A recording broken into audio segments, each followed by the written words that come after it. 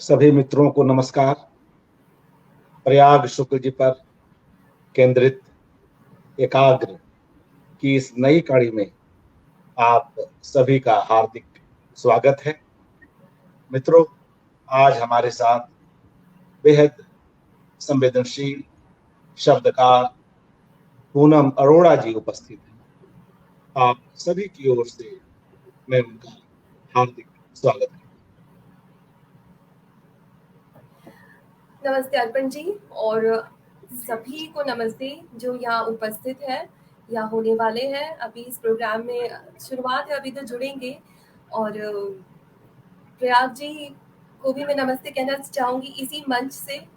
मुझे नहीं पता अभी वो आए हैं या नहीं, लेकिन उनकी उपस्थिति मैं चाहती हूँ मेरे द्वारा हूं। जी, शुरू से लेकर आखिर वे तक। जी पूनम जी वे अधिकांश कड़ियों को लाइव देख रहे होते हैं और यह हमें भी अच्छा लगता है। मित्रों, आज पूनम अरोड़ा जी प्रयाग शुक्ल जी के कवि पक्ष पर अपनी बात रखेंगी। और देखिए, पूनम जी प्रयाग शुक्ल जी ज्वाइन कर चुके हैं। और प्रयाग साहब, हार्दिक स्वागत। केपी शाह जी, स्वागत। मित्रों, प्रयाग शुक्ल, जैसा कि मैं कल भी कह रहा था कि विभिन्न पीढ़ियों के बीच एक सेतु बनते रहे हैं शुरू से ही। वरिष्ठ और परवर्ती पीढ़ियों को लेकर वे लगातार बड़े ही आत्मीय ढंग से क्रियाशील रहे हैं। और यही कारण है कि जब उन पर यह एकाग्र हो रहा है तो एक के बाद एक कई नामचीन लोग सहर्ष उन पर बोलने के लिए आ रहे हैं। आज पूनम जी प्रयाग शुक्ल जी के कवि पक्ष पर तो बात करेंगी ही, और कुछ कविताओं पर बात करेंगी, उसकी विवेचना करेंगी। साथ में पूनम जी प्रयाग जी से जुड़े कुछ रोचक किस्से भी हमसे साझा करेंगी। अलग अलग जगहों पर हुई भेंट मुलाकातें भी आज हम सबके बीच आएंगी। और पूनम जी या कोई भी रचनाकार किसी अन्य रचनाकार से क्या सीखता है, क्या समझता है, अपने तई अपनी रचनाशीलता के लिए वह उसमें ऐसे क्या तत्व देखता है, पूनम जी आज इसकी भी बात करें। शुरुआत प्रयाग शुक्ल जी की ही एक बेहद भावप्रवण कविता से कर रहा हूं।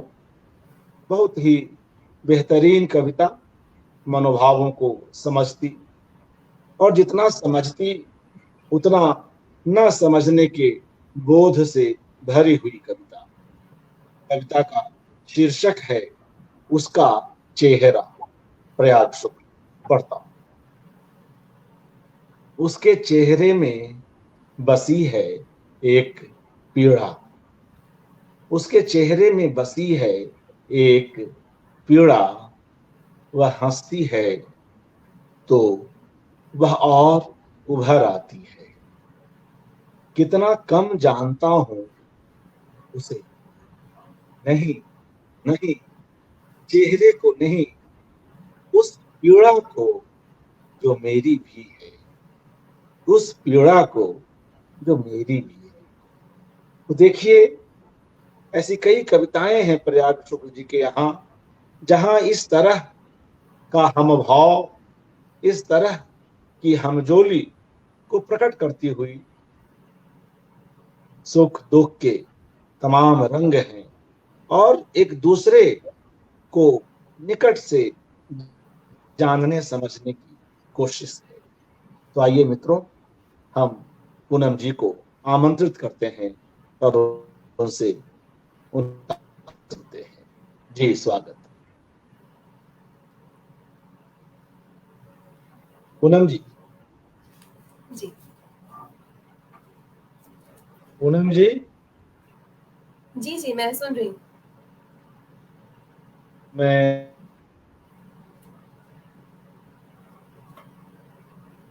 यह कार्यक्रम बगैर किसी विघ्न के शुरू हो सके, और कोई तकनीकी समस्या हमारे बीच आए, मगर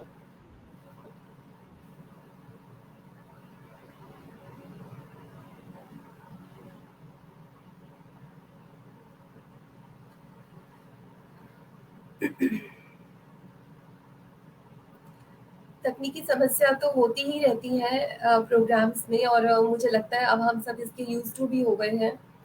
तो वक्त को गवाए बिना हम अपनी बात उस पहले चरण से शुरू कर देनी चाहिए, मुझे लगता है, जहाँ से प्रयाग जी से मैं पहली बार मिली थी। कुछ मुलाकातें इंसान पर किस तरह का असर डालती हैं, ये सिर्फ चंद लम्हों की बात नहीं होती, आपका पूरा जीवन उससे कई बार प्रभावित हो जाता है। एक मुलाकात भी आपको आपके फैसले बदलने के लिए प्रेरित कर सकता है, या आपको किसी ऐसी स्थितियों से निकालने के लिए आपको एक रास्ता दिखा सकता है, जहाँ पर शायद बहुत अपने लोग भी आपको नहीं ले जा पाते। तो मैं प्रयाग जी को जब भी याद करती हूँ तो सबसे पहले उनका सुंदर, सौम्य, कोमल, करुण चेहरा मुझे याद आता है। उस पर उनकी मीठी, ईमानदार, सच्ची, प्यारी और बच्चों सी मुस्कान। मेरे लिए प्रयाग जी सिर्फ एक लेखक नहीं है, निबंधकार नहीं है, सिर्फ एक कवि नहीं है। इन सबसे ऊपर एक मनुष्य है, बहुत सच्चे और अच्छे मनुष्य। मैं उन्हें परिभाषित क्या करूँगी? मेरी कोई इतनी हैसियत नहीं है कि मैं उनके व्यक्तित्व को परिभाषित कर सकूँ।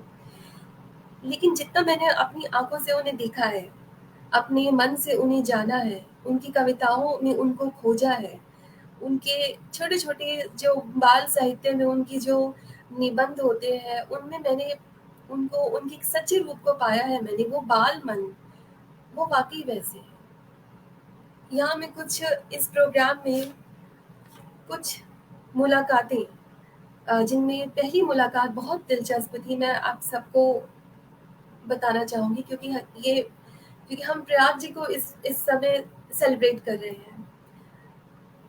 जीवन की कई सारी परिस्थितियों से गुजरते हुए प्रयाग जी आज इस उम्र में है, जहाँ पर वो अपने हम जैसे उनके बच्चे हैं, उनको नए कवियों को, युवाओं को प्रोत्साहन तो देते ही हैं, उन्हें उन्हें सच्चा रहने के लिए भी प्रेरित करते हैं। कुछ उनकी मेरी मुलाकातें थी, जिनमें सबसे पहली मुलाकात भोपाल में हुई थी। भोपाल में मैं एक प्रोग्राम के लिए गई हुई थी, और अपने मैं होटल में, मैं सुबह-सुबह का समय था 8 बजे का, तो मैं सो रही थी। अचानक से मुझे एक कॉल आता है और मुझे बोला जाता है कि मैं नमस्ते, आप पूनम बोल रही हैं? मैं प्रयाग शुक्ल बोल रहा हूँ, और मेरी नींद गायब। और मैं एकदम से बिस्तर से उठ के बैठ गई कि प्रयाग शुक्ल? इनको अ, मैं ऐसे होंगी 22-23 साल की, तो मैंने इनको जनसत्ता में पढ़ा था उन दिनों। जनसत्ता में पढ़ती थी जब मैं, तो मुझे एक इम्प्रेशन इनका, प्रयाग सर का, ये आता था कि ये प्रकृति पर बहुत ज़्यादा लिखते हैं। एक इसी तरह का उनका एक छोटा-सा निबंध था, जिसमें वो चलते जा रहे हैं, उन्होंने ज़िक्र किया है, वो चलते जा रहे हैं, रास्ते में जो घरों के बाहर पेड़-पौधे हैं, लताएँ हैं, उनका ज़िक्र वो कर रहे हैं, पंछियों का, रंगों का। और आज हम देखते हैं जो उनकी पेंटिंग्स है, वो उसी का प्रतिरूप है वो। उनमें पंछी है, लताएँ हैं, फूल, पौधे, उनके बहुत सारी इसी तरह की चीज़ें हैं। तो जब हम ये सोचते हैं कि प्रयाग जी कैसे कवि हैं, तो प्रयाग जी का एक चित्र उभर के ये आता है कि वो प्रकृति के कवि हैं। मैं इन्हें कह सकती हूँ इस तरह से। लेकिन अभी मैं पहली मुलाकात की बात कर रही थी, तो भोपाल में मैं सो रही थी, तो प्रयाग जी का कॉल आता है और प्रयाग जी मुझे बोलते हैं, आप पूनम बोल रही हैं? मैंने आपको समाज में पढ़ा है और मुझे पता लगा कि आप यहाँ आई हुई हैं, क्या हम मिल सकते हैं? मैं डाइनिंग हॉल में थे, वो नाश्ता कर रहे थे, तो मैं वहाँ गई। जिससे आपने अपनी कम उम्र में पढ़ा हो और वो आपके सामने हो और आपकी पहचान को रिस्पेक्ट देते हुए आपको आपसे मिलना चाहते हो, आपके रूबरू होना चाहते हो, ये किसी भी इंसान के लिए एक बड़ी बात है। उसका सम्मान इससे जुड़ा होता है। मुझे भी ऐसा ही महसूस हुआ। जब वरिष्ठ लोग आपको युवाओं को बुलाते हैं, तो युवाओं के लिए वाक़ई गर्व की बात होती है, सम्मान की, गर्व की और साथ में उनके स्नेह की बात होती है। मैं उनके साथ बैठी, ये जो अभी हमने पोस्टर पर जो चित्र लगाया है प्रयाग जी और मेरा, ये मेरी पहली मुलाकात का था और मैं बिल्कुल नहीं झिझकी थी। मुझे ऐसा लगा जैसे मैं किसी बहुत अपने, बहुत स्नेहिल इंसान से मिल रही हूँ, जिनको मैं बहुत पहले से जानती हूँ। लेखक के साथ जान-पहचान का भी एक बड़ा दिलचस्प सा पहचान का एक दिलचस्प किस्सा रहता है। जिसे हमने पढ़ा हो, वो किसी भी उम्र के किसी भी मोड़ पर वो हमसे मिल जाए, लेकिन हमें कभी लगता नहीं है कि ये इंसान हमारे लिए नया है, क्योंकि हम उसे पढ़ चुके हैं, हम उनके शब्दों को जी चुके होते हैं। मैं भी उनके शब्दों को, प्रयाग सर के शब्दों को जी चुकी थी और प्रयाग सर को कई विधाओं में पढ़ चुकी थी मैं, उनकी कविताएँ भी पढ़ चुकी थी। तो मेरे लिए प्रयाग सर का व्यक्तित्व नया तो बिल्कुल नहीं था, लेकिन हैरानी से भरा था कि मैं प्रयाग सर के साथ बैठी हूँ, उनके साथ मैं ब्रेकफ़ास्ट कर रही हूँ। वो सुबह मेरे लिए बहुत खूबसूरत थी और मुझे लगा कि भोपाल आना, एक प्रोग्राम में शामिल होना, ये शायद मेरे जीवन का हासिल तो है, लेकिन उससे भी ज़्यादा महत्वपूर्ण है कि मैं प्रयाग सर से मिल सकी। तो ये थी प्रयाग सर से मेरी पहली मुलाकात और उस टाइम से लेकर और एयरपोर्ट तक हम लोग साथ में थे, हमने कॉफ़ी भी पी वहाँ पर। प्रयाग सर बहुत आत्मीय हैं। यहाँ पर मैं प्रयाग सर के बारे में एक और चीज़ कहना चाहूँगी कि जब भी उनसे हम मिलते हैं, मैं या कोई भी उनसे मिलता है, सबसे पहली जो चीज़ हमें दिखाई देती है प्रयाग सर के चेहरे पर, वो है उनकी निश्चल मुस्कान। एक छोटी-सी हैरानी। आप अर्पण जी, आपका नेट थोड़ा-सा प्रॉब्लम कर रहा था ना, तो मैंने अपनी बातचीत शुरू कर दी थी। जी, जी, बिल्कुल। कुछ दिक्कत आ गई थी, अब ठीक है। जी। जी। तो प्रयाग सर से जब भी मुलाकात होती है, तो उनके चेहरे पर एक छोटा-सा विस्मय ज़रूर दिखाई देता है। जैसे मुझे मिलेंगे, "अरे पूनम, कैसी हो तुम? तुम आई, तुम्हें देखकर बहुत अच्छा लगा।" ये विस्मय लोगों में कहाँ है? कोई कोई इस छोटी-सी हैरानी के साथ किसी से क्यों मिलना चाहेगा? लेकिन प्रयाग सर के पास वो है। मैं इस चीज़ को खुद ग्रहण करना चाहती हूँ कि जब भी हम किसी से मिलें, हम इसी छोटी-सी विस्मय के साथ, छोटी-सी हैरानी के साथ मिलें और इस तरह का अभ्यास करने से मुझे लगता है कि हम अपने आप को और सुंदर बना सकते हैं। हम अपनी आत्मीयता को और गहरा, दूसरों के प्रति गहरा बना सकते हैं। तो प्रयाग सर से ये चीज़ें मैंने सीखी हैं, उनसे ग्रहण की हैं। जी, प्रयाग जी। सुन रहे हैं, मुझे बहुत अच्छा लगा आप सुन रहे हैं। आप ही के लिए है ये सब। मैं कहना चाहती थी मैं आपसे बहुत सारी बातें, लेकिन वक़्त बीत जाता है, इस तरह से शायद मैं कभी कह भी नहीं पाती। तो और ये ज़रूरी भी है कि आपके व्यक्तित्व के बारे में थोड़ा जाना जाए, एक्सप्लोर किया जाए। यूँ तो आप, बहुत सारे लोग आपको जानते हैं, कौन नहीं जानता होगा आपको। लेकिन हर दृष्टि आपको अलग तरह से ग्रहण करती है। मैंने जिस तरह से आपकी खूबियों को ग्रहण किया, मैं वो बताना चाहती हूँ। बीच-बीच में मैं प्रयाग सर की कुछ कविताएँ भी सुनाऊँगी और अभी मैंने पहली मुलाकात का ज़िक्र किया। अब उसी मुलाकात के साथ मैं एक कविता सुनाना चाहूँगी, दरवाज़ा। जहाँ कहीं जाता हूँ, ठहरने की जगह में दरवाज़ा होता है। जहाँ कहीं जाता हूँ, ठहरने की जगह में दरवाज़ा होता है। आते-जाते बंद करता हूँ, ध्यान से, आदतन। पर जब कमरे में रहता हूँ, खुला ही रखता हूँ कि आए हवा रोशनी। पर जब कमरे में रहता हूँ, खुला ही रखता हूँ कि आए हवा रोशनी। आती है वह और कभी थोड़ा और खोल, कभी थोड़ा और बंद। कर जाती है दरवाज़ा, यही यही दरवाज़े को पसंद है। इस तरह की जीवन की अटखेलियाँ कि यही दरवाज़े को पसंद है कि कोई हवा आए और उसको हल्का-सा अपने स्पर्श से अचंभित कर जाए। यही है प्रयाग सर की खूबी जो उनकी कविताओं में हमें नज़र आती है। जैसे मैंने अभी बताया भी कि प्रयाग सर से मिलने पर हमें सबसे पहले उनकी छोटी-सी मीठी-सी मुस्कान विस्मय भरी नज़र आती है। यही मुझे उनकी कविताओं में नज़र आती है। आप कविताओं को पढ़ेंगे, आप इतनी गहराई के साथ-साथ इतनी स्मूथ अ, मुलायम शब्दों की मुलायम जिसे कहेंगे उस असर के साथ आप प्रयाग सर की बातों से, प्रयाग सर के व्यक्तित्व से निकल जाएँगे और आपको पता भी नहीं चलेगा।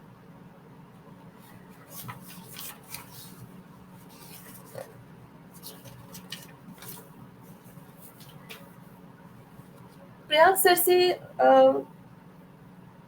जब भी बात होती थी बड़ी आत्मीयता से, और प्रयाग सर से दूसरी मुलाकात मेरी हुई थी। फिर उन्होंने मुझे हाँ, समाज के बारे में उन्होंने मुझे बताया। मैं पहली बार समाज में छपी थी और शायद ये आखिरी ही होगा, मुझे नहीं पता। समाज में छपना मेरे लिए एक सपना था और ये सपना पूरा हुआ था। प्रयाग सर ने उसी का ज़िक्र किया था और उसमें कविताएँ पढ़कर उन्होंने मुझे एक कविता पाठ में मुझे आने के लिए कहा। मैंने तो बहुत खुशी से उनका आमंत्रण स्वीकार किया, करना ही था। और मैं ये मुझे याद है कौन से आर्ट गैलरी थी, मुझे याद नहीं आ रहा है। मैं बहुत नई एकदम से, मैं कविताओं को ठीक से भी नहीं पढ़ पाती थी और मैंने प्रयाग जी से बोला कि आऊँगी, लेकिन मैंने बहुत झिझक के साथ अपनी कविताएँ पढ़ी और प्रयाग सर जैसे कि हमेशा प्रोत्साहित करते हैं, उन्होंने मेरा मनोबल बढ़ाया और मेरी कविताएँ सुनी और उसकी प्रशंसा भी की। वो कहते हैं ना कि कविताएँ या आपकी रचना जैसी भी हो, आपको उसका सच पता होता है। जी हाँ, प्रयाग सर गैलरी स्पेस। हाँ जी, वही गैलरी थी, आर्ट गैलरी। जी हाँ, वही थी। लेकिन हम जैसा भी लिखते हैं, जिस भी मनोदशा के साथ गुज़रते हुए हम लिखते हैं, वो हमारा सच होता है। दूसरे उसको ग्रहण किस तरह से करते हैं, वो उनका मसला होता है। लेकिन प्रयाग सर की ये खूबी है कि आपके सच को वो एज़ इट इज़ ग्रहण कर लेते हैं। उसी तरह से समझते हैं, उसी तरह से उस पर अपनी राय देते हैं। और ये बहुत सुलझी हुई बात है उनके व्यक्तित्व की। और शायद यही सुलझापन उनकी रचनाओं में हमें मजबूती से दिखाई देता है। अगर मैं कह सकूं कि यूं तो बहुत बार कहा जाता है कि हमें एक लेखक की पर्सनैलिटी को, उसके व्यक्तित्व को उसके लेखन से अलग रखना चाहिए, क्योंकि लेखन लेखन अलग चीज है और लेखक अलग चीज है। मैं बहुत स्ट्रांगली इस बात पर बिलीव भी करती हूँ, ये बात सच है। लेकिन प्रयाग सर के बारे में ये नहीं कहा जा सकता। प्रयाग सर के बारे में यही कहा जा सकता है कि उनके लेखन और उनके व्यक्तित्व में कोई फ़र्क नहीं है। यही बात मैं निर्मल वर्मा के बारे में भी कह सकती हूँ। हालाँकि मैं उनसे कभी मिली नहीं, लेकिन जितनी भी बातें मैंने उनकी सुनी है, उनको जानने की कोशिश की है, उससे मुझे ऐसा ही लगता है। तो प्रयाग सर के बारे में मैं ये कह सकती हूँ कि उनके लेखन और उनके लेखक के बीच में कोई अ, दूरी नहीं है। वो जैसे हैं, उसी तरह से उनका लेखन है, उसी सत्य की राह पर उनका चलना है, उसी सत्य, ईमानदारी और उसी सुंदरता के साथ उनका लिखना भी, ये सब दोनों चीज़ें साथ-साथ हैं। फिर उसके बाद तीसरी मुलाकात जब प्रयाग जी से हुई, तो वो भी अ, एक प्रोग्राम में ही हुई थी। मैं उस गैलरी का नाम भी भूल गई हूँ। इंदिरा गांधी आईएनजीसी शायद यही था। मेरी ना याददाश्त बहुत गड़बड़ करती है बीच में, तो वहाँ पर मुलाकात हुई थी और उसकी फ़ोटो भी मैं एक्चुअली दिखाना चाहती थी, लेकिन अभी मुझे समय नहीं मिला कि मैं वो फ़ोटोग्राफ्स भी दिखा सकती। पर मैंने अपने पास वो सहेजे हुए हैं, वो यादें, वो बातें, वो मुलाकातें, वो सारी सीखें, वो सारा अपनापन मैंने सब अपने पास सहेज कर रखा है प्रयाग जी का। तो उस कविता पाठ में भी मुझे वही आत्मीयता उनकी तरफ से मिली। और एक और सीख थी, वो मैं यहाँ पर सार्वजनिक तो नहीं कहूँगी, पर प्रयाग जी समझ गए होंगे। प्रयाग जी ने मुझे एक बात के लिए चेताया था, मैंने फिर उस बात को गांठ बांध लिया था। हाँ जी, हाँ जी, अब मैं ऐसा नहीं करूँगी। तो बड़ी मज़ेदार बात थी। प्रयाग सर उसको चाहेंगे तो मैं बताऊँगी, अदरवाइज़ मैं नहीं बताऊँगी। तो वो वाली बात मैंने गांठ बांध ली थी, हाँ जी, मैं अब ऐसा आगे से कभी नहीं करूँगी। तो वो उनकी सिर्फ़ उन एक वरिष्ठ कवि की सीख नहीं थी, वो उनकी एक बड़ी ही प्रैक्टिकल सीख थी जो मैंने ली, जिस पर मैं कभी अमल करती थी, कभी नहीं करती थी। सिर्फ़ एक कवि होना काफ़ी नहीं है, कवि के साथ उसका जीवन, उसकी ज़रूरतें, उसका मान-सम्मान और उसकी अपनी पहचान, उसकी अपनी अम, इंदिरा गांधी राष्ट्रीय कला केंद्र जी, यही था। उसकी अपनी बहुत सारी चीज़ें उसके व्यक्तित्व के साथ जुड़ी होती हैं, जिसके साथ कभी समझौता नहीं करना चाहिए।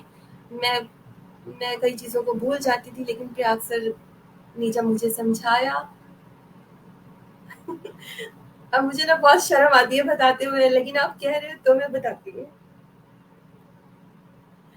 पहली बार जब प्रयाग जी ने मुझे बुलाया था एक कविता पाठ में, तो मुझे मानदेय दिया जा रहा था, तो मैंने लिफाफा लौटा दिया था, ये कह के कि मुझे इसको लेने में झिझक हो रही है।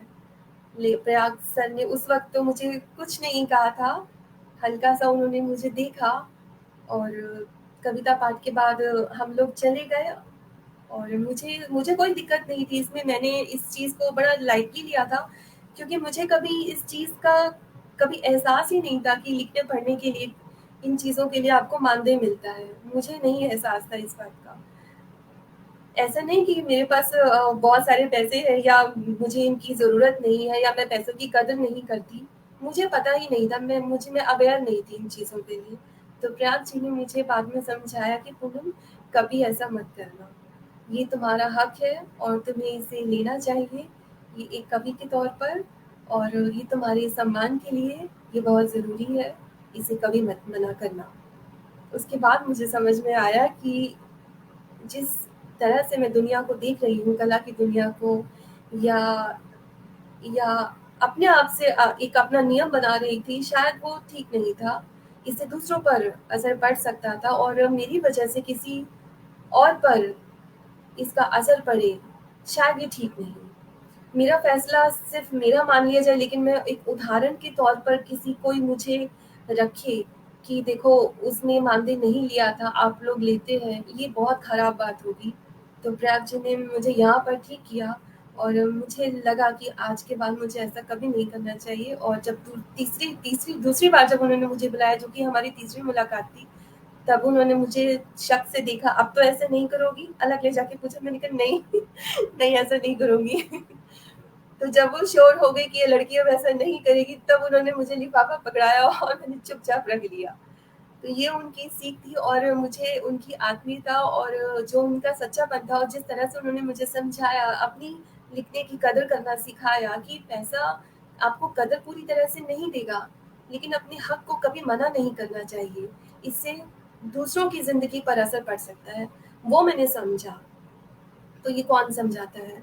इस तरह से मेरे आस-पास इस तरह से समझाने वाले लोग नहीं थे, और उस वक़्त प्रयाग जी ने मुझे समझाया और मैंने इन चीज़ों को समझा। तो ये थी हमारी तीसरी मुलाकात, जहाँ पर मुझे इस तरह की सीखें भी मिली कि मुझे इस राह पर चलना है, अपनी अपनी चीज़ों के साथ, बहुत सारी चीज़ों के साथ समझौता मुझे नहीं करना। अब मैं एक और कविता प्रयाग सर की सुनाना चाहूँगी।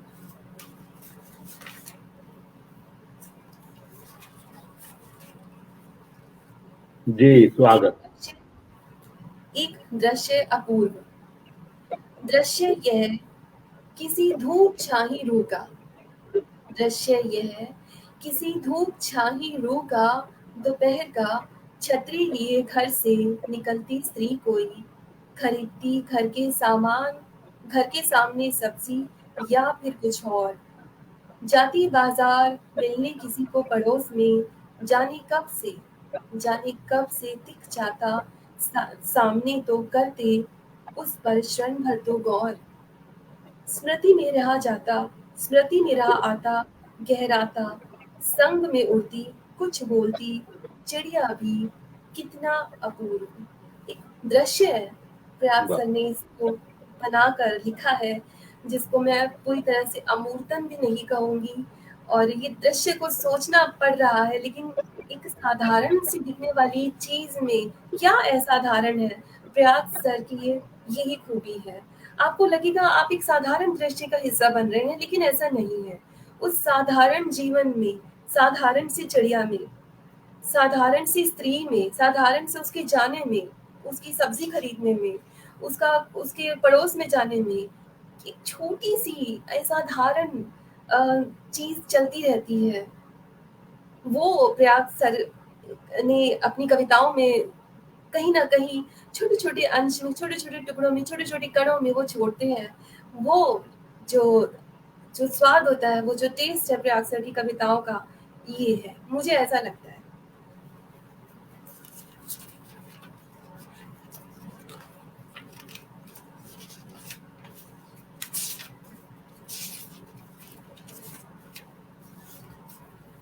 फिर उसके बाद ये कुछ छोटी मुलाकातें हुई और कुछ फ़ोन कॉल्स पर हमारी बातें हुई। जब भी मैं प्रयाग सर से बात करती, प्रयाग सर के पास वही छोटी-सी हैरानी, छोटा-सा विस्मय ज़रूर होता, जो मुझे बहुत अच्छा लगता।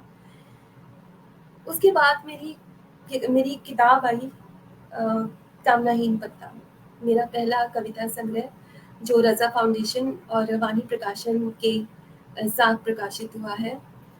उसमें प्रयाग सर ने मेरे लिए कुछ लिखा। प्रयाग सर का लिखना मेरे लिए बड़ी बात थी, और प्रयाग सर ने इसे बहुत खुशी से लिखा। ये देखकर मुझे बहुत अच्छा लगा कि इतना इतना आसानी से, कहते हैं ना, वरिष्ठ लेखकों को बहुत बार बोलना पड़ता है कि सर हमारे लिए कुछ लिख दें। मैंने बड़ी झिझक से कहा था कि प्रयाग सर आप मेरी कविताओं पर लिखेंगे? बोले हाँ हाँ, क्यों नहीं, तुम्हारी कविताएं तो मुझे पसंद है। और उन्होंने बिल्कुल भी देर नहीं लगाई, उन्होंने मुझे लिख कर दिया। मैं चाहती भी थी कि प्रयाग सर लिखे, और मैं चाहती थी अनामिका जी भी लिखे। ये दोनों ही मेरे बहुत प्रिय हैं, बहुत आत्मीय हैं। साथ में अगर मैं अशोक वाजपेयी जी का भी नाम लेना चाहूँगी कि जिस तरह से उन्होंने मुझे रिस्पेक्टफुली मेरी किताब को प्रकाशित किया, और उसके लिए भी मैं बहुत आभारी हूँ। और इसके साथ जुड़े मेरी किताब के साथ जुड़े सभी लोगों ने मुझे प्रोत्साहित किया, जिसमें शैलेंद्र सिंह राठौर का नाम आता है। उन्होंने सजेशंस दिए अपने कि किताब में ये होना चाहिए, वो नहीं होना चाहिए। महेश वर्मा जी का इसमें योगदान रहा है, पीयूष दहिया जी का इसमें योगदान रहा है। उन सब पुरुषों की जो मेरी इस किताब के आसपास रहे, मैं बहुत आभारी हूँ। अनामिका जी की मैं बहुत आभारी हूँ, उन्होंने इतने सुंदर शब्दों से मुझे संवारा, जिसे कहेंगे, मैं यही कहूँगी।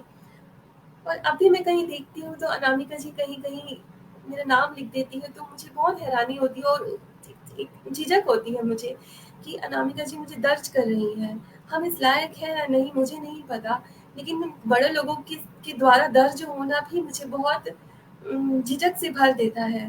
कहीं-कहीं प्रयाग जी ने भी दर्ज किया है मुझे, अखबारों की छोटी कटिंग मुझे मिलती है जब, तो मैं उस भाव से मैं भर जाती हूँ। मुझे समझ नहीं आता मैं इसको लौटाऊँगी कैसे? क्या मैं इसको कभी लौटा पाऊँगी? लेकिन मैं ये कहना चाहूँगी, आज मुझे इस मंच से ये कहने का मौका मिला है कि मेरी भावुकता, और मैं और कुछ नहीं आपको दे सकती। मैं अपनी भावुकता, अगर आप समझ पाते हैं इस बात को, मेरी मेरी चुप्पी में, मेरे मौन में, मैं अब तक जो इसके लिए जो मैं फ़ील करती आई हूँ, आप जो मेरे लिए कभी-कभी कुछ लिखते हो, जो मुझे दिख जाता है और कभी ज़िक्र भी नहीं करते हैं, उसके लिए मैं सिर्फ़ अपनी चुप्पी में, अपने मौन में आपको आभार देना चाहूँगी।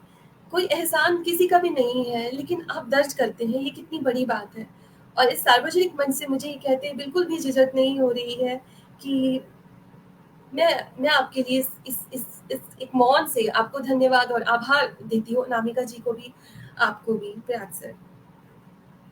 तो कामनाहीन पता पर उन्होंने जब मेरे लिए लिखा, तो मेरे लिए एक बड़ी सुंदर सी चीज़ थी कि प्रयाग सर ने मुझे मेरे लिए लिखा है ये। उनके लिखे शब्द मेरे लिए हमेशा मूल्यवान थे और हमेशा मूल्यवान रहेंगे। आपका होना मेरे इस साहित्य के संसार में, आपका होना मेरे लिए महत्वपूर्ण था और हमेशा महत्वपूर्ण रहेगा। इसी तरह से कुछ और लोग भी हैं जो मेरे जीवन में साहित्य की दुनिया में आने के बाद जो जुड़े, और मुझे बार-बार ऐसा एहसास होता है कि ये हमारा एक परिवार है।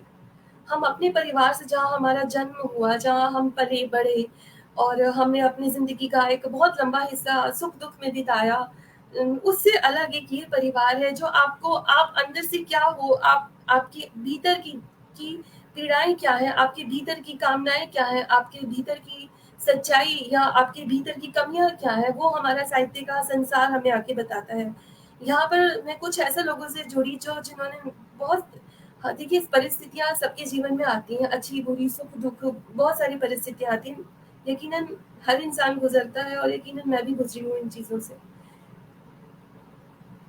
कई बार आपके आस-पास में आपके अपने आपको वो तसल्ली नहीं दे पाते, जो आपको समझने वाले देते हैं। जहाँ खून का रिश्ता होता है, ज़रूरी नहीं है वो आपके साथ आपके मन के भीतर के पानियों में उतर पाएँ, उसमें तैर पाएँ, उसमें से आपकी आपकी आपके दुःख-सुख को खंगाल पाएँ। कई बार उनकी क्षमता वो नहीं होती। और यहाँ पर कोई बुरी बात नहीं है, अच्छी नहीं है तो बुरी भी नहीं है, बस ऐसा होता है। इसके पीछे कोई कारण, कोई बहुत सारे कारण हम दिख रहे हैं तो तब तो ठीक है, समझ में आ रहा है इसके पीछे कारण है। लेकिन अगर इसके पीछे कारण नहीं दिख रहे हैं तो उसको उन कारणों को टटोलने की भी कोई ज़रूरत नहीं होनी चाहिए, मुझे ऐसा लगता है। और मैं ऐसा कई बार करती हूँ, उन कारणों को खोजने की कोशिश करती हूँ तो बहुत दुःख होता है। तो इसलिए मैं अपने अनुभव से बोल रही हूँ कि बहुत सारे कारणों को हमें कभी-कभी छोड़ देना चाहिए, नहीं खोजना चाहिए।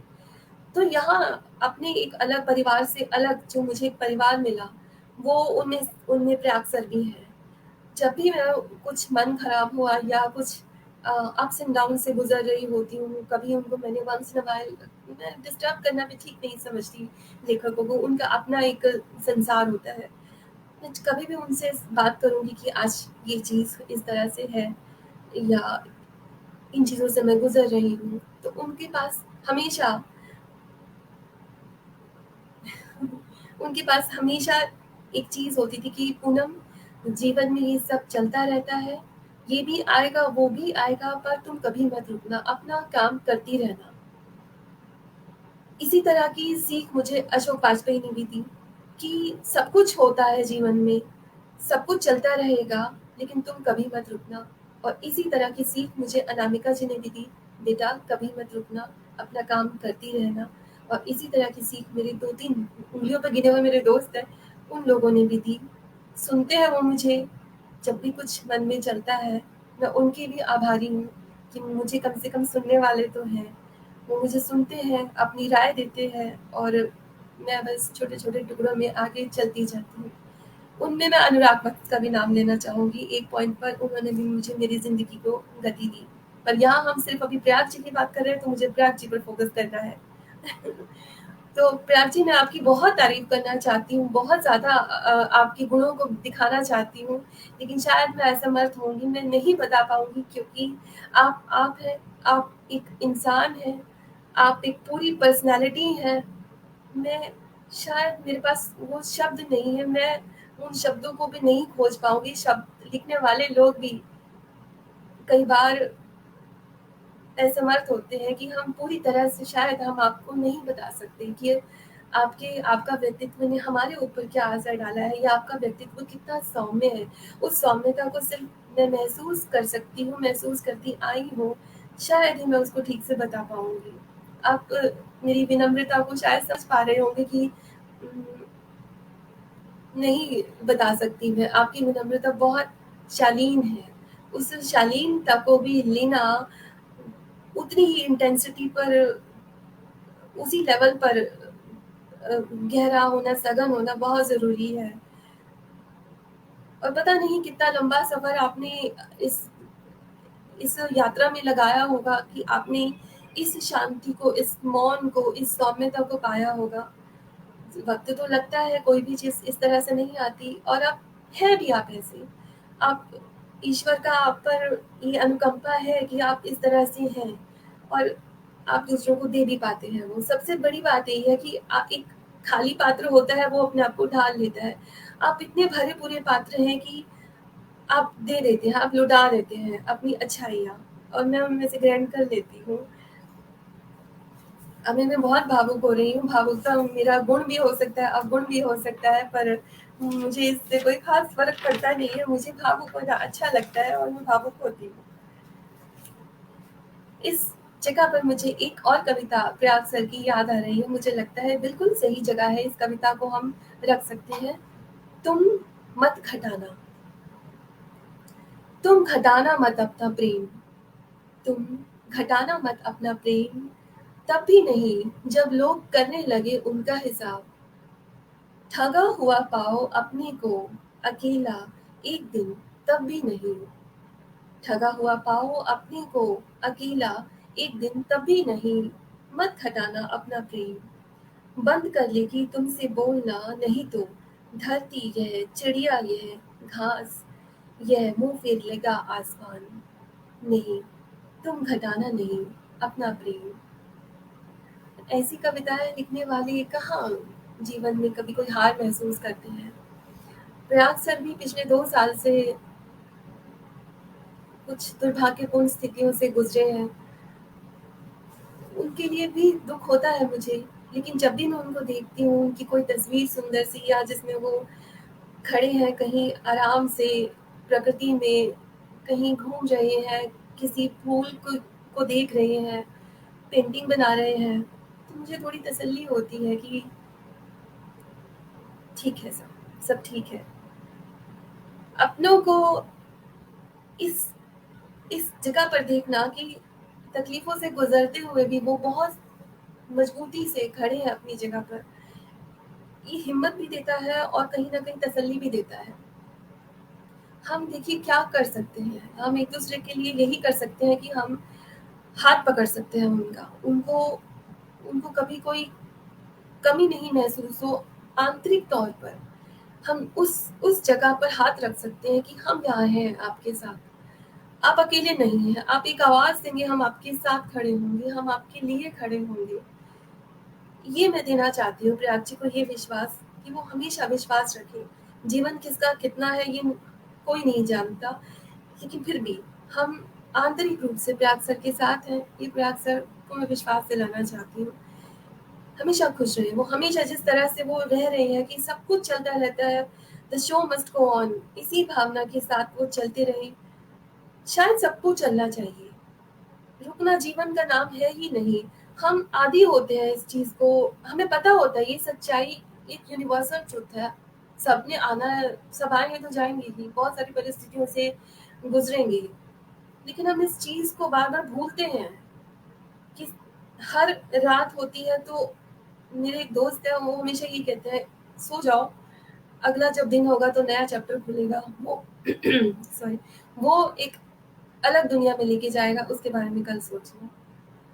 ऐसी सीखों के साथ मैं अपने आप को हर रोज तैयार करती हूँ, और मैं यही चीज प्रयाग सर में भी देखती हूँ कि हर दिन का जो असर होता है वो उसी दिन पे छोड़ देना चाहिए, और सूरज सो जाए तो उसके साथ बहुत सारे गमों को, बहुत सारी तकलीफों को, बहुत सारी पीड़ाओं को, बहुत सारी अनचाही चीज़ों को लेकर ख़त्म करके उसको सो जाना चाहिए। अगले दिन के नए संघर्ष हैं, उन्हीं संघर्षों में हमारा जीवन है, उन्हीं संघर्षों में हमें अपने आप को खोजना है, अपने आप को फिर से अपनी टूट-फूट को फिर से जोड़ना है, फिर से मरहम पट्टी करनी है, फिर से यात्राएँ करनी है, फिर से लोगों के साथ डील करना है, फिर से संवाद में जाना है, फिर से अपने आप को ठीक दिखाना है, फिर से अपने आप को ठीक करना है, यही चलता रहता है। इसी तरह की चीज़ों के बीच में बार-बार प्रयाग सर याद आते हैं, बार-बार अभी बीच में उनसे फिर से एक मुलाकात हुई थी, बहुत सारी मुलाकातों का ज़िक्र भी क्या करूँ, वो बहुत दुःख में भी थी। लेकिन तब भी मैंने ये देखा कि प्रयाग सर पूरी मजबूती से खड़े हैं। ऐसा नहीं है कि उन पर असर नहीं होता होगा, बहुत सारी चीज़ों का असर हम पर होता है, लेकिन वो लोग बड़े काबिल होते हैं जो उस चीज़ को अपने चेहरे पे नहीं आने देते। ये चीज़ मैं प्रयाग सर के साथ महसूस करती हूँ कि आपके भीतर जो भी चल रहा है, लेकिन आपका दरवाज़ा बड़ा सुंदर है, बड़ा मजबूत है। उस पर हर कोई बहुत आसानी से ठकठकाता नहीं है उसको। उसको बड़ी शालीनता से खोलता है, इजाज़त लेके खोलता है और बहुत सारी चीज़ें आपसे लेकर जाता है। तो शालीनता से भरी शालीनता से भरा आपका व्यक्तित्व बहुत गहरा, बहुत सुंदर है, जिसका असर मुझे पता है आपको मिलने वाले बहुत सारे लोगों पर पड़ता होगा। वो आज कहें या नहीं कहें, मुझे तो आज मौका मिला है, मैं कह रही हूँ, लेकिन ये अंदर-अंदर सबको पता है। यहाँ पर मैं प्रयाग सर की एक और कविता पढ़ूंगी।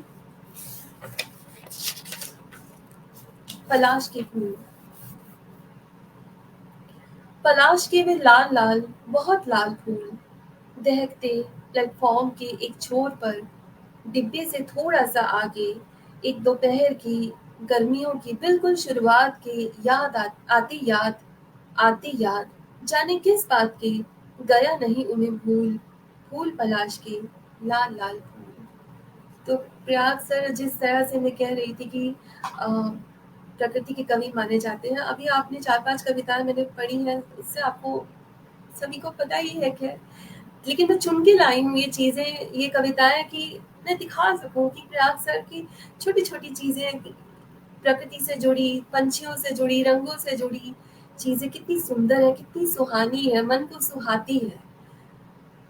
अभी तो उनकी पेंटिंग्स भी कितनी सुंदर है। मुझे याद है कि जब लॉकडाउन लगा था तब प्रयाग जी ने अपनी पेंटिंग्स शुरू की थी और वो मुझे व्हाट्सएप पे मुझे भेजा करते थे। मैं बहुत हैरान होती थी कि प्रयाग सर ने एक नई विधा को गढ़ लिया है, और कोशिश तो मैंने भी की थी, लेकिन लेकिन नहीं, मैं सफल नहीं हुई और मैं इसमें ज़्यादा समय भी नहीं लगा पाई।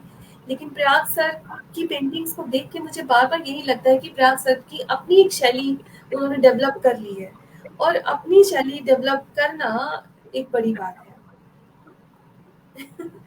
लेकिन प्रयाग सर, हम भाग्यवान हैं कि हमें आपका साथ मिला, कि हम ये चीज़ें महसूस कर पाए, कि हम उस कोमलता, उस सौम्यता को के साथ आपके जीवन का एक छोटा-सा हिस्सा बन पाए हैं।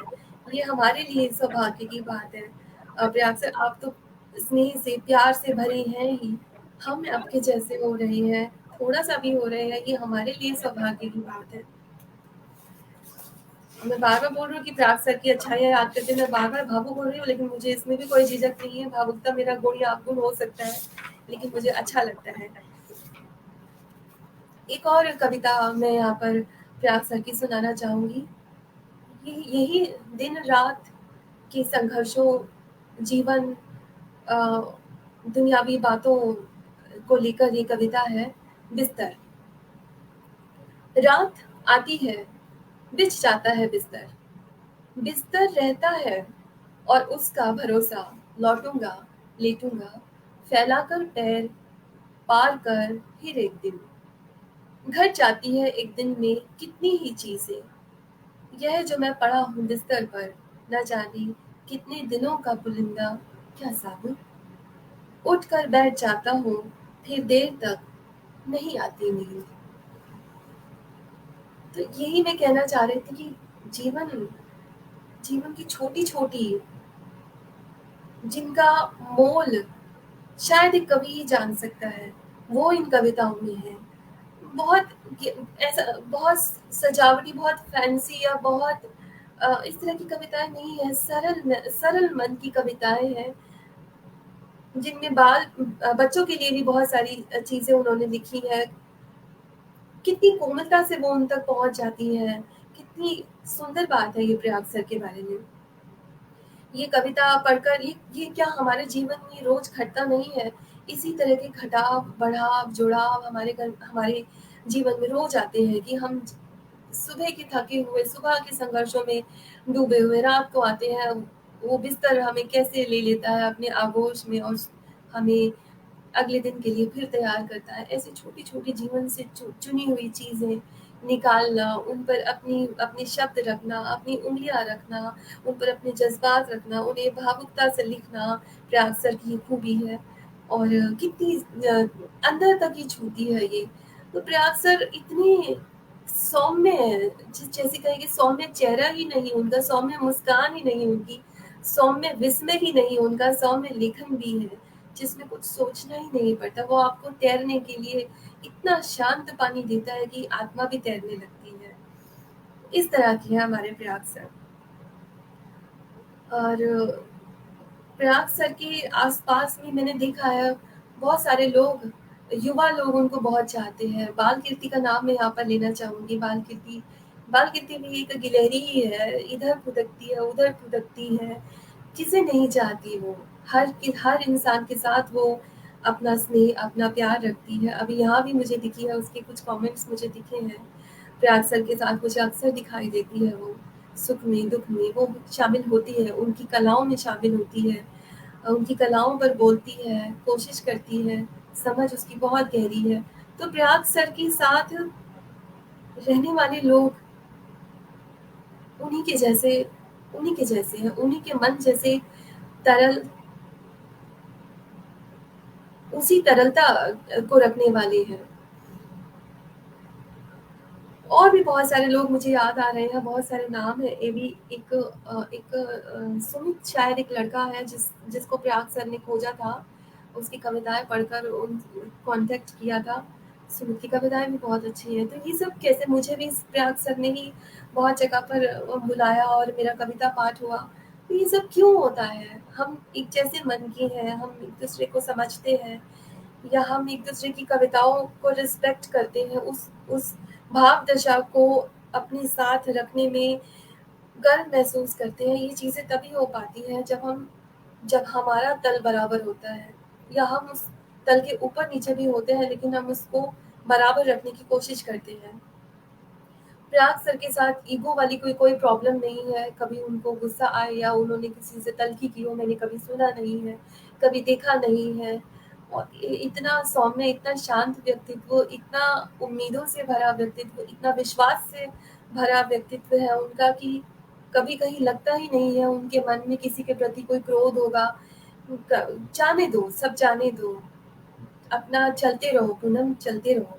यही उनका मंत्र है जो मैंने रखा हुआ है अपने पास।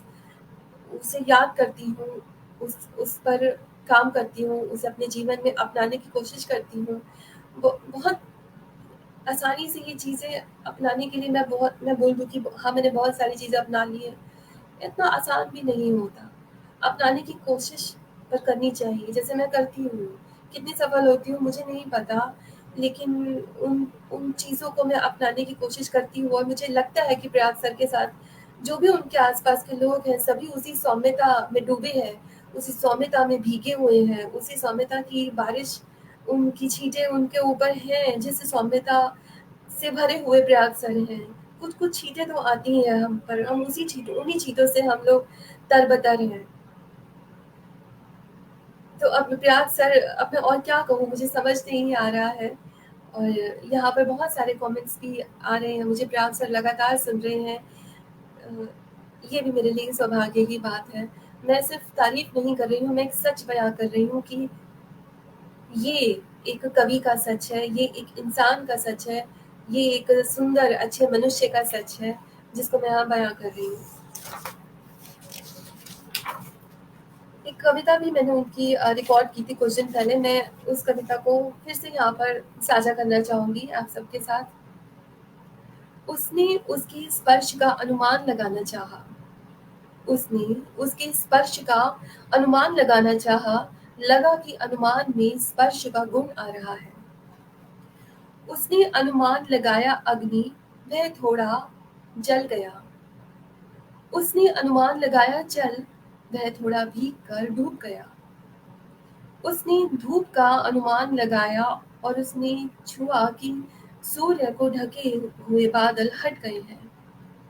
उसने अंतरिक्ष का अनुमान लगाकर ऐसा गहरा स्पर्श किया कि नक्षत्रों की बाण में वह थोड़ा डूब कर भीग गया। जब उसने उसके स्पर्श का अनुमान लगाना चाहा, जब उसने उसके स्पर्श का अनुमान लगाना चाहा, तब वह उसके स्पर्श का अनुमान ठीक ठाक नहीं लगा सका। ये कविता है प्रयाग सर की, मुझे बहुत सुंदर लगी थी, इसलिए मैंने इसे रिकॉर्ड भी किया था। लेकिन मैंने सोचा कि यहाँ पर फिर से इस मंच से शेयर किया जाए इसे।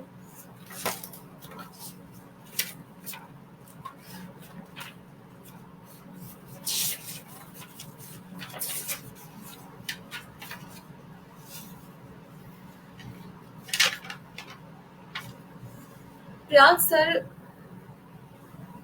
के साथ होना और अगर उनके जीवन अनुभवों से हमने कुछ सीख नहीं ली, तो मुझे लगता है कि वो मुलाकातों का कोई अर्थ नहीं निकला।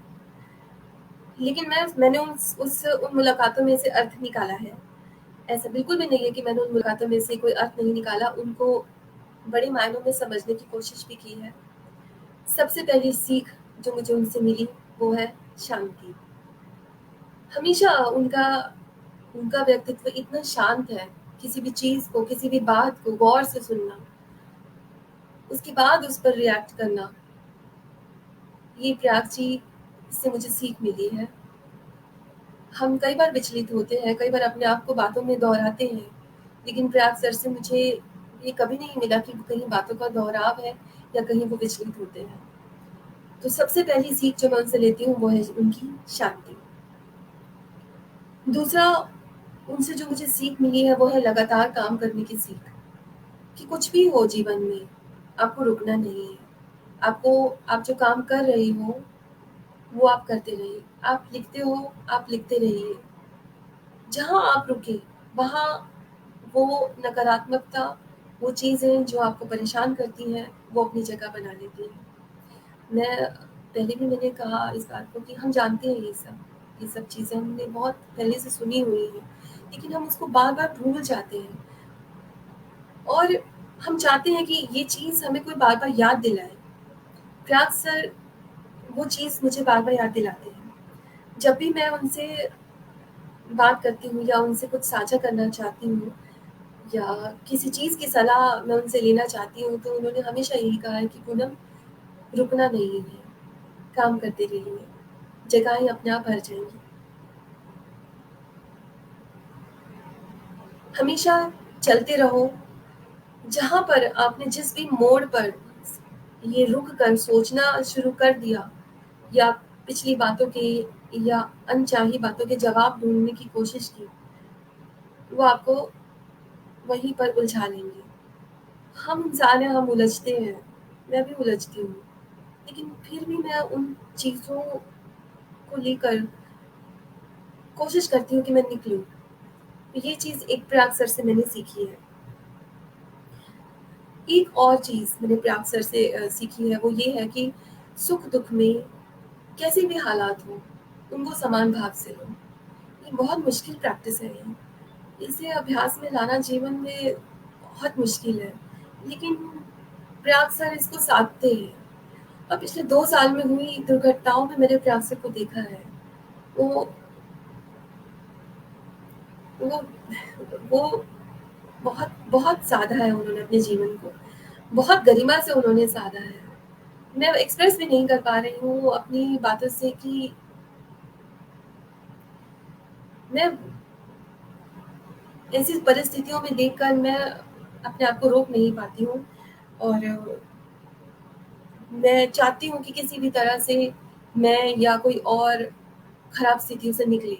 लेकिन खराब स्थितियाँ कोई बटन नहीं होती हैं, बिजली का स्विच बोर्ड पे लगा बटन नहीं होती है कि आपने 1 सेकंड में बटन दबाया और 1 सेकंड में रोशनी हो गई, बंद किया और अंधेरा हो गया। हम अपने सुख-दुःख चूज़ नहीं कर सकते। हमारे पास ये चुनाव का अ, कि कोई ताकत नहीं है। हमारे पास इस चुनाव के लिए कोई जगह नहीं है। तो ऐसे में प्रयाग सर से मुझे ये सीख मिलती है कि सुख हो या दुःख हो, अपने आप को बैलेंस करके रखो। संतुलन जीवन में बहुत ज़रूरी है और मैं कोशिश करती हूँ, लेकिन अब और ज़्यादा करूँगी कि अगर आपने प्रयाग सर से ये गुण लिए हैं, अगर ये गुण देखे हैं और अगर अपनाए नहीं, तो कोई अर्थ नहीं है इन चीज़ों का। तो जीवन को बदलने वाली ये चीज़ें हैं, जिन्हें हम अपने वरिष्ठों से सीख सकते हैं। मैंने सीखा है प्रयाग जी से। पूरी कोशिश करती हूँ, पूरी ईमानदार कोशिश करती हूँ उन चीज़ों को लेकर अपने आप को और मजबूत करूँ। अपनी स्थितियों से हम बाहर निकलें, जिस तरह से प्रयाग सर अपने आप को मोल्ड कर लेते हैं। और ज़्यादा क्या कहूँ मैं प्रयाग सर से, ये सीखें मैंने ली है। और अभी उनका जन्मदिन भी गया है। प्रयाग सर, आपको दिन मुबारक हो और इसी तरह से आप स्वस्थ रहें, इसी तरह से आप सौम्य रहें और इसी तरह से अपने साथ अपने बच्चों को, अपनी अपनी युवा साथियों को, अपने युवा कवियों को अपने साथ रखिए। मैं हमेशा मैं प्रयाग जी के साथ एक और मैं सपना देखती हूँ कि प्रयाग जी के साथ मैं इस तरह का फील करती हूँ जैसे मैं उनकी एक बच्ची हूँ। और हम पंजाब में अक्सर किकली किकली करते हैं ना, 2 लड़कियाँ जो होती हैं हाथ पकड़ के घूमती हैं खुशी-खुशी। तो मुझे ऐसे कई बार लगता है कि प्रयाग सर के साथ मैं कभी बच्ची होंगी, मैं ऐसे ख़्याल पका लेती हूँ, कभी बच्ची होंगी और मैं प्रयाग सर के साथ ऐसे खेल रही होंगी। इतना बच्चापन महसूस होता है, आप इतने छोटे से हो जाते हो उनके आगे, नन्हे से बच्चे हो जाते हो। प्रयाग सर इतना स्नेह देते हैं, इतना प्यार देते हैं, इतना मान-सम्मान देते हैं। मैं बहुत भावुक हो जाती हूँ प्रयाग सर के साथ। ऐसी फीलिंग्स के साथ प्रयाग सर को मैं बहुत सारी शुभकामनाएँ देना चाहती हूँ। उनके चेहरे पर वही छोटी-सी विस्मय भरी मुस्कान हमेशा देखना चाहती हूँ। इसी तरह से वो खुश रहें, इसी तरह से वो दूसरों के जीवन को प्रेरित करते रहें। नए युवाओं को, कवियों को इसी तरह से उनका मनोबल बढ़ाते रहें। इसी शुभ की कामना के साथ मैं प्रयाग सर को चाहती हूँ कि वो हमेशा खुश रहें। हर दिन उनके लिए शुभ हो, हर दिन उनके लिए एक नया एहसास लेके आए, नया सुख लेके आए। अपनी उनकी पेंटिंग्स में वो और अच्छे सुंदर रंगों को, प्रकृति को और अ, निखारें। रंग उनके जीवन में आए, नहीं भी आए तो वो मुझे पता है वो ले आएँगे, मुझे इस बात का पूरा भरोसा है। इसी तरह से सुंदर शब्दों से वो अपनी आस-पास की दुनिया में बिखेरते रहें और हम उनको जो चाहने वाले हैं, उनके बच्चे हैं जो उस उस शुभ को, उन प्रयाग सर से आई उन चीज़ों को ग्रहण करते रहें। प्रयाग सर, आप ही हमारा संबल है, आप ही हमारी ताकत है। आपके अंदर वो चीज़ें हैं, तभी हमारे अंदर वो चीज़ें हैं। ये आपका बड़प्पन है कि आप हमें इतना मान देते हैं। हमारा कुछ नहीं है इसमें, सब आपका है प्रयाग जी, सब आपका है। और ये प्यार, ये सम्मान, ये गरिमा आपकी बनी रहे। हमेशा शुभ की कामना करते हुए अब मैं इस प्रोग्राम से इजाज़त लेना चाहूँगी। अर्पण जी। जी, शुक्रिया पूनम जी, इस बेहद भावप्रवण बातचीत के लिए। और एक चीज कहूंगा जिसकी आजकल काफी कमी दिखती है पूनम जी, कृतज्ञता ज्ञापन की। आपके इस संवाद में हमने वह भाव पूरी ईमानदारी के साथ प्रकट होते देखा। तमाम मित्र भी, जो दर्शक हैं, जो लेखक हैं, मेरी इस बात से सहमत होंगे, क्योंकि कृतज्ञता बेशक आज उसकी कमी हो रही है, लोग इससे बचते हैं, मगर इसका एक बड़ा महत्व है। इससे हमारे ही अंदर की जो कई तरह के छोटे भाव हैं, कई तरह की विकृतियां हैं, उनका विरेचन होता है। हमारा हृदय उदारता की ओर बढ़ता है। और आज जब युद्ध और हिंसा, नफरत से भरी हुई दुनिया हम देखते हैं कई कई जगहों पर अपने आसपास, तो ऐसे में पूनम जी, यह भाव, इस तरह के भाव बड़े आवश्यक हो जाते हैं। तो मैं सभी मित्रों की ओर से आपका धन्यवाद करता हूँ कि आपने इस बड़े भावनामय रूप में अपनी पूरी बात रखी और प्रयाग जी की कविताओं पर भी चर्चा की, और एक व्यक्तित्व, जो एक सर्जक का व्यक्तित्व है, उसके क्या पक्ष हैं उसकी बात हुई। क्योंकि आत्मनिश्रित साहित्य अंततः समाज के लिए ही है। और ऐसे में लेखक और पाठक के बीच यह दुनिया जितनी बड़ी होती चली जाए उतनी अच्छी है। और संभवतः इस तरह से कुछ ऐसी चीजें हम अपने आसपास संभव कर सकते हैं जिसमें मनुष्यता कुछ न कुछ बची रहे, कोमलता बची रहे। और जाते जाते एक कविता, क्योंकि आपने उनके विभिन्न गुणों की ओर हम सभी का ध्यान दिलाया।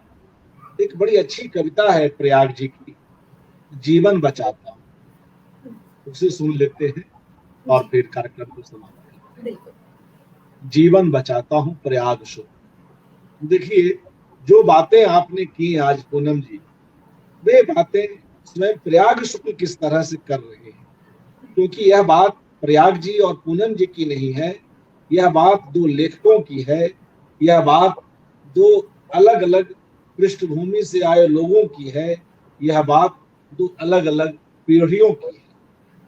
हर आदमी अपने हिसाब से संघर्ष कर रहा है।